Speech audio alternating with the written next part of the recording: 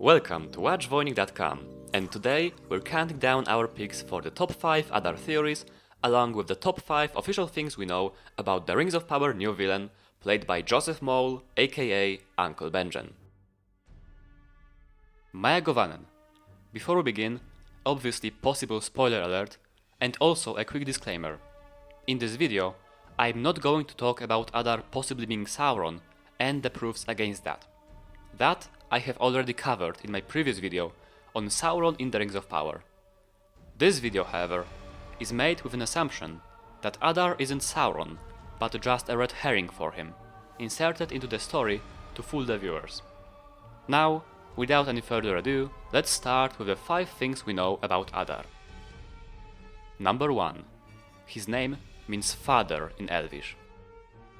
The name Adar was officially revealed in episode 3 through the title and dialogues, and even though its meaning wasn't explained yet, it can easily be found among 1200 words Tolkien has developed for Sindarin, the common language of the elves. It's interesting that the orcs use an Elvish word, but it's not unheard of. From Appendix F, we learn that they had no language of their own, but took what they could from others and perverted it to their own liking. By the time of the Third Age, they used mostly perverted Westron, the universal human language of Middle-earth. But they also had some words derived from Elvish languages. For example, the word Golug was an Orcish name for the Noldor elves, plainly based on Sindarin Golod, of the same meaning. More interesting is the fact that the orcs refer to their leader as the father, possibly their own father. Number 2. He has an elven body. It's been reported for months now that Adar is an elf, but only with the final trailer we've gotten a proper confirmation. His body is seemingly elvish, judging by the pointy ears and noble look. But the children of Ilúvatar exist in 2 parts: Hroa, the body, and Fea, the soul. Even though his Hroa may look elvish, we can't be sure whether the Fea that inhabits it belongs to an elf. In Tolkien's writings, there are instances of corrupted spirits inhabiting bodies of the dead and even the living, as well as at least one malevolent spiritual being using a Fana, a physical form of the Ainur that could be mistaken by some for an elf. Number 3. His sword is elvish. All of the swords forged by the Noldor elves in the show have very similar design, almost identical to each other. There are small differences in length for the blade, the grip and the crossguard, but the design remains the same. And now, if we take a look at Adar's sword, the Noldorin design is very much noticeable. Granted, the hilt has differences. There are spikes, the pommel looks like it could induce trypophobia. The sword looks generally corrupted, partially broken, asymmetrical, edgy to show the edginess of its wielder. But the Noldorin design is very much recognizable in it. Number 4. His signature glove is more significant than we may think. The asymmetry of Adar's design doesn't end with his sword. In 2 separate scenes, he wears a big, spiky glove on his left hand, but his right hand remains gloveless. Moreover, the heavy armored glove stands out in comparison to his otherwise sleek costume. Now, this is me putting a tinfoil hat on, but I think the glove has to serve some specific purpose. Otherwise, it would be in line with the rest of the armor and both hands would be gloved. Or maybe it's the right hand that needs to be bare for a reason. Number 5. His name is pronounced Adar, not Adar. Okay, I'm kidding, but it is nice to finally know. Actual number 5. He is looking for Theo's sword. We know that the orcs are ransacking village after village to find something for Adar. Arondir's guess is that they are looking for a weapon. My guess is that it's this broken magical sword. We know that it has originated from Sauron because it bears his mark. We also know that it will play a significant role in the story of the Southlands. It was an important part of all the trailers, and it's crucial to Theo's storyline. And it got a cliffhanger. Insignificant items don't get cliffhangers. Some people speculate that the sword could actually be the Morgul blade we know from The Lord of the Rings. Alright, now that we know what we know about Adar, let's get to the theories. Number 1. Adar is a literal father to the orcs. This theory, while it may sound crazy, is actually the most plausible one. There are different origin myths for orcs in Tolkien's writings. That is because Professor changed his mind several times, and the version in the Silmarillion that they originated from tortured elves is not only uncertain, it is but a belief of the elves, but was also only published because Tolkien never completed his planned rework of the mythology. Later in his life, he moved on to the idea that they were soulless beasts, and then that they originated from corrupted men, but he couldn't work it in the lore because of chronology difficulties. He even considered including Maiar origins at some point. Still, the Elvish origins are the most commonly known and accepted thanks to the Silmarillion, even if Tolkien wouldn't want that. In this origin story, when the first elves emerged in Middle-earth, some of them were kidnapped by Morgoth and terribly corrupted and disfigured into a mockery of their own kind, into the orcs. According to the OneRing.net, this is the origins Amazon has incorporated into the show. As reported by the outlet, the show will contain nudity in a harrowing portrayal of the corruption of the elves by dark powers to ultimately become orcs. We haven't seen a scene like this in the prologue, so if it appears later on, it must be an expositional flashback from somebody's point of view, and Adar seems like the most obvious candidate for this flashback. The problem with this is that at first glance he doesn't look orcish, corrupted and disfigured enough to be one of the original orc founding fathers. But maybe his orc-like features are purposefully being hidden from us, especially since up to this point, every time we've seen him, he was either obscured, blurred or in shadow.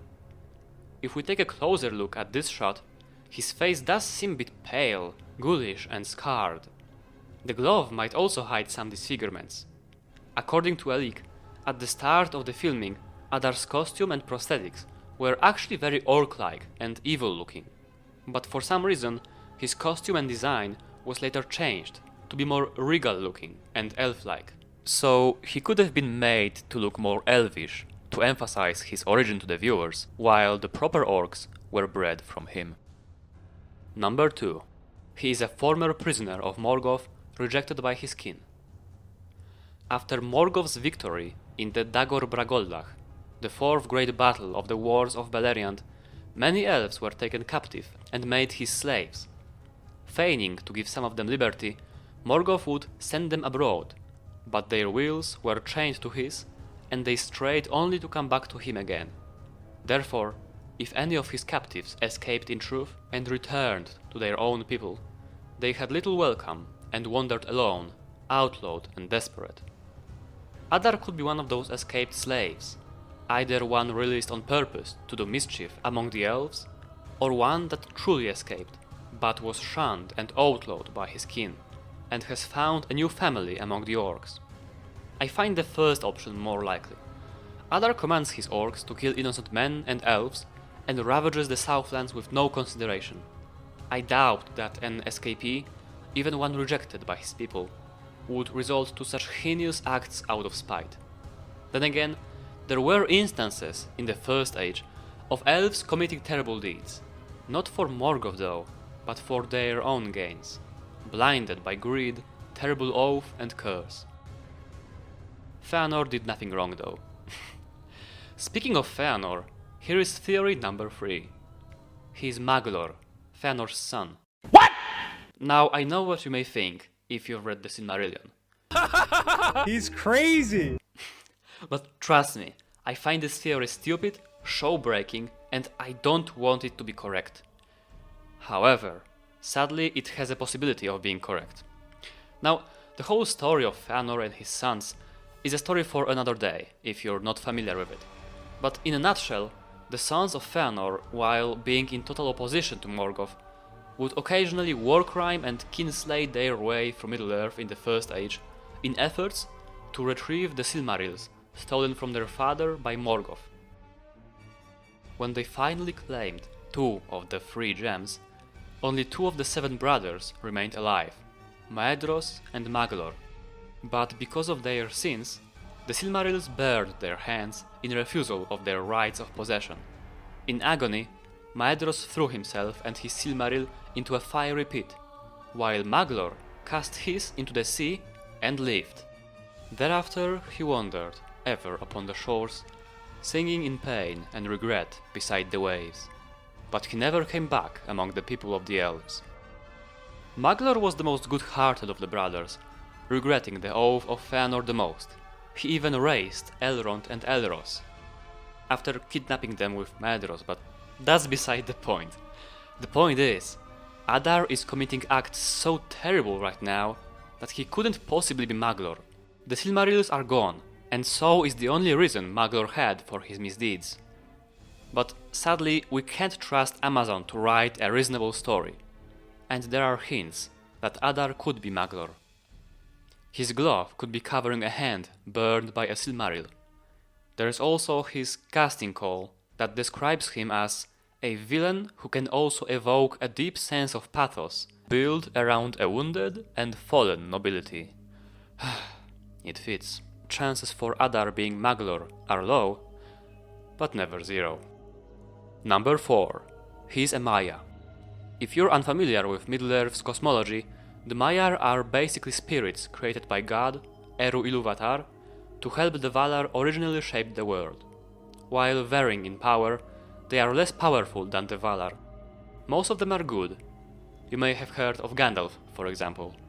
But some were corrupted by Morgoth, a Vala. Those were called Umayar, and the most notable of them were Sauron and the Balrogs. But there were many others, unnamed corrupted spirits serving Morgoth, and some of them went on to serve Sauron in the Second Age and the Third. Adar could be one of them, a lesser Umayar, dressed in an elven-looking Fana, serving Sauron. We know from the leaks that the final battle of the season will take place in a village in the Southlands and will wreck that village, seemingly leaving only Galadriel alive. Adar being a Maya would explain the destruction we see in the trailers. No being lesser than a Maya is capable of such a terrible feat. It is also possible that Mount Doom, or Sauron himself, will be responsible for the destruction. We know from the leaks that Sauron will appear during the battle and fight against Adar for some unknown reason. But if it's Adar who wrecks the village, then he should be a Maya. Number 5. He is a Barrow Wight. Barrow Wights come from the Fellowship of the Ring Book, and were evil spirits sent by the Witch King of Angmar to the Barrow Downs in the Third Age, in order to prevent a resurrection of the destroyed Dúnedain kingdom of Cardolan. They stirred the dead bones in the mounds and haunted them. Before Frodo, Sam, Merry and Pippin arrived in Bree, they were briefly kidnapped by one of the Barrow Wights, in a subplot cut from the movie adaptation. It's important to note that Barrow Wights weren't resurrected humans. Contrary to what the Hobbit movies have told you, neither Sauron nor his servants could bring anyone truly back from the dead. He could give people a semblance of immortality through the Rings of Power by creating the Nazgul out of living men, by forcing their souls to remain bound to the world.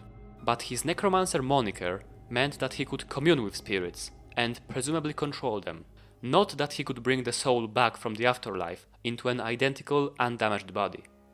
Rebirth is a grace, and comes of the power that Eru committed to the Valar only, Morgoth excluded.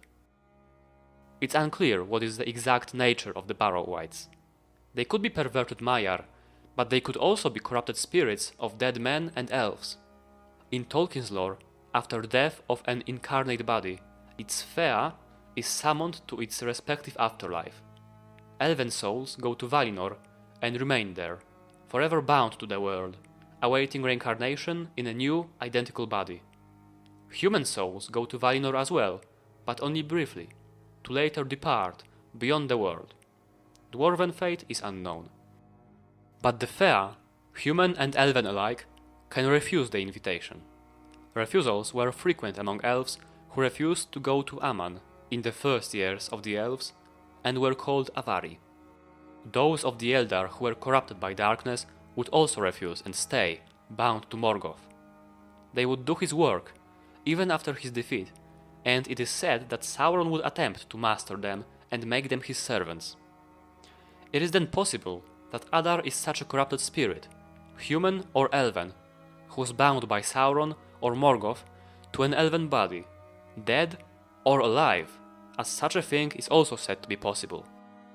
Finally, it's time for an honorable mention among the theories. According to one leak, Adar is one of Galadriel's brothers, but corrupted and evil. In the books, none of her brothers got corrupted, all of them died valiantly in the First Age and were very unlikely to be corrupted in the first place. But what if Morgoth or Sauron has acquired the body of one of them and bound an evil spirit to it? It is a possibility that I found worthy of consideration. Alright, that's it for today's video. I hope you enjoyed it and that we will soon find out if any of those theories were correct. Well, hopefully not the one about Maglor. I will see you in the next video. Na Marię.